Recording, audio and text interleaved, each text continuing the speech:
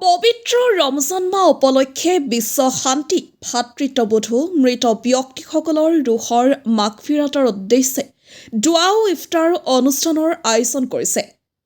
উক্ত অনুষ্ঠানটি বৰছলা বজাৰ জামে মছজিদ পৰিচালনা সমিতিয়ে আয়োজন কৰিছে।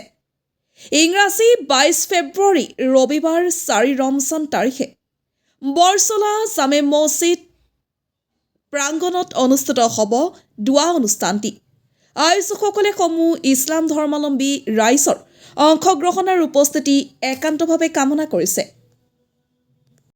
আসসালামু আলাইকুম রহমতুল্লাহ। বিরাদরানে ইসলাম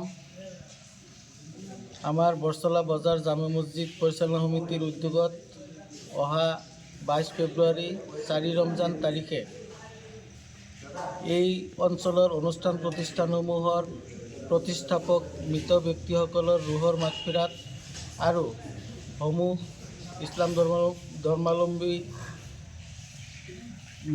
মৃত ব্যক্তিসকলৰ ৰুহৰ মাগফিৰাতৰ উদ্দেশ্যে বিশ্বৰ শান্তি ঐক্য একতাৰ আৰু ভাতৃত্ববোধৰ কামনাৰে এখনি ইফতাৰ ও দুৱা অনুষ্ঠানৰ আয়োজন কৰা হৈছে। উক্ত অনুষ্ঠানত এই অঞ্চলৰ বিশিষ্ট আলিম ওলামাসকলৰ লগতে মুফতি স্বনামধন্য মুফতি লিয়াকত আলী সাহাবৰ উপস্থিতিত দুৱা অনুষ্ঠানটি অনুষ্ঠিত হ'ব। গতিকে সমূহ ধৰ্মপ্ৰাণ ৰাইজৰ উপস্থিতি আৰু সহযোগিতা আন্তৰিকতাৰে কামনা কৰিলোঁ।